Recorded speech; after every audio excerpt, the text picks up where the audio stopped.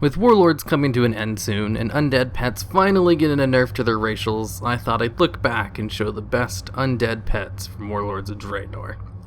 At number 10, we've got the Son of Seethe. Son of Seethe has the distinction of being the only pet in game with having a heal in all 3 skill slots.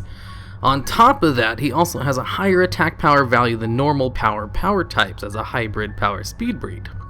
His downside really comes in the fact that his health and speed are lower than normal, and his attack power isn't all that much higher than a pure breed. For a pet that specializes in healing, he can't really take a hit too well. But he's still incredibly hard to kill without a straight up direct counter and good enough to be a tier 1 pet. The fact that he's undead is just a huge plus. Number 9 is the Spirit Crab. The Spirit Crab is one of the best undead pets that can be obtained pretty easily, as you can just go out into the wild and catch one in the Ghostlands. And since it only has 2 breeds, it's really easy to get the good HH breed.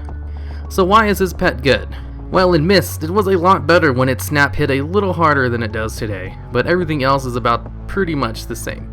He's a huge, tanky undead pet, having one of, if not the highest health pool of any undead pet, with nearly 1900 health.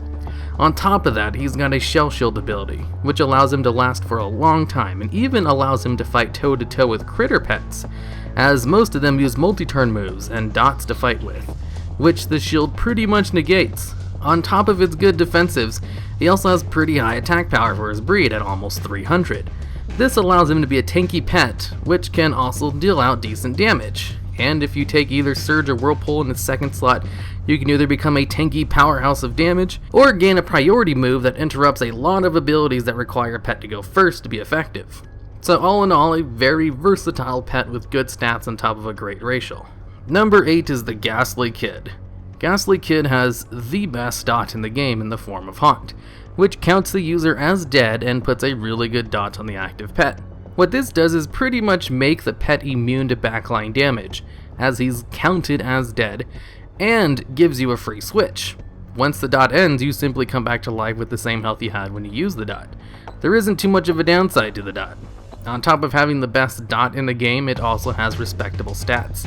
A good dodge ability or a cleanse to choose from, and a critter basic attack option, making it good against other undead pets. Number 7 will be the Unborn Valcke. Before Warlords, this was the only pet in the game with the Haunt ability, but it also has a second dot option in the form of Curse of Doom for even more damage than the Ghastly Kid can dish out. As to which pet is better for Haunt, since you can only have one Haunt dot up on a target at a time, so you rarely see teams with more than one pet with the ability. Plus, if your active pets are killed while you have one of your pets being counted as dead from the Haunt ability, you lose the match.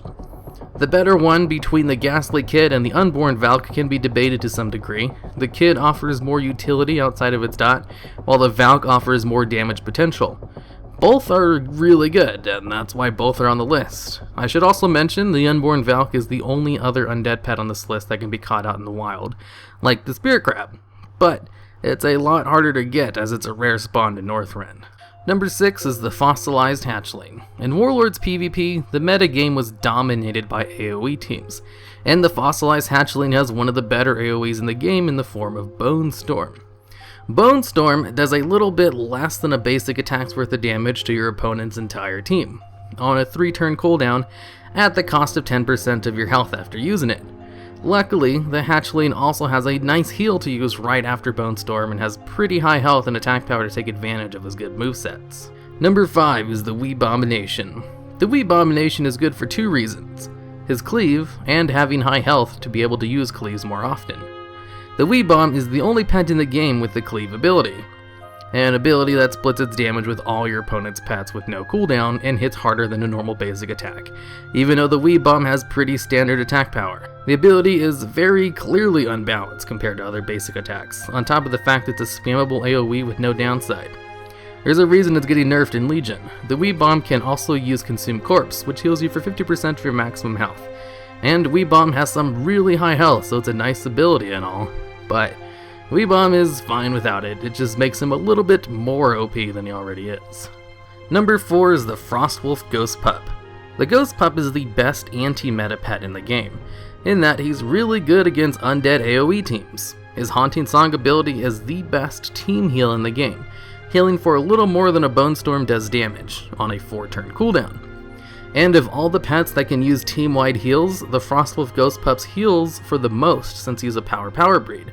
On top of having a great team heal, it also has a critter basic attack, which allows him to kill most undeads in 3 to 4 hits. If he doesn't decide to finish the pet off with Ghostly Bite instead, a hard-hitting undead move that hits for twice as hard as a basic attack, but stuns the user for a turn after using it, which you can simply just use that turn to swap out and ignore its downside, or use it during your turn of immunity to completely bypass its downside.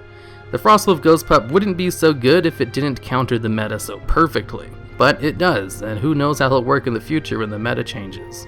Number 3, the Bone Serpent.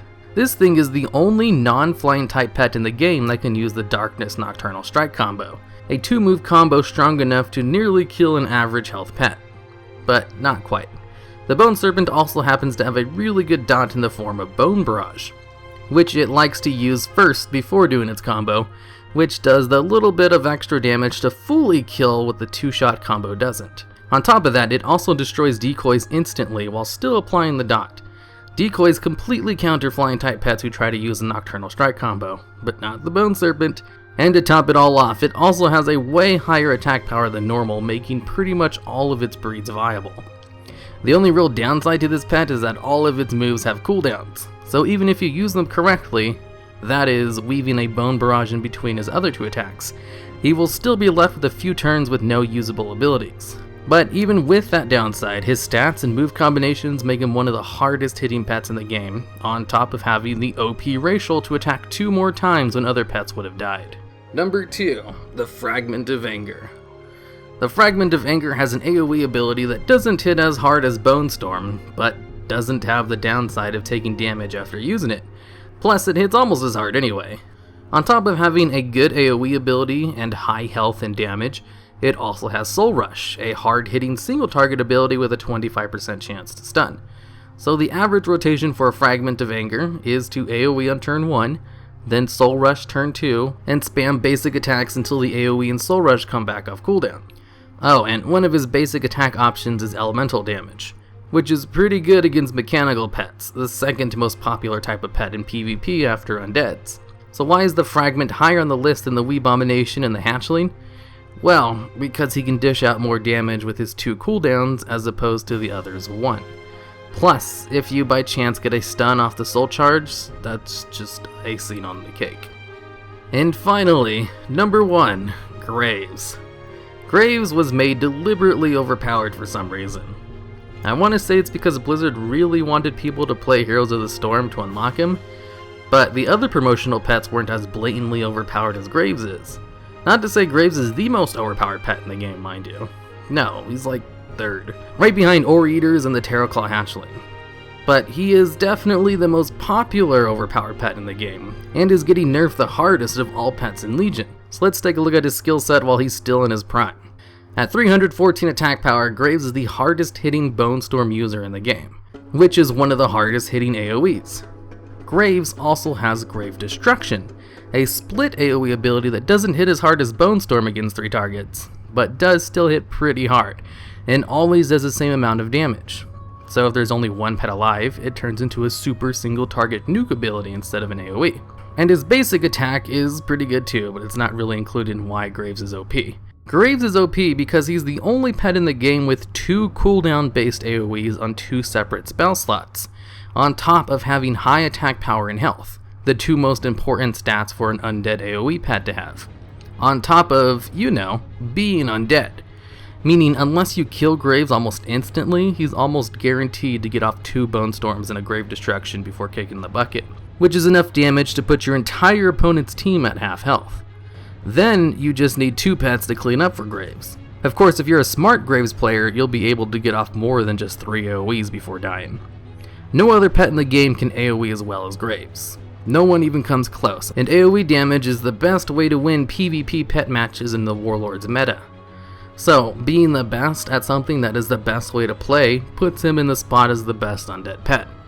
And number 3 in overall best pets.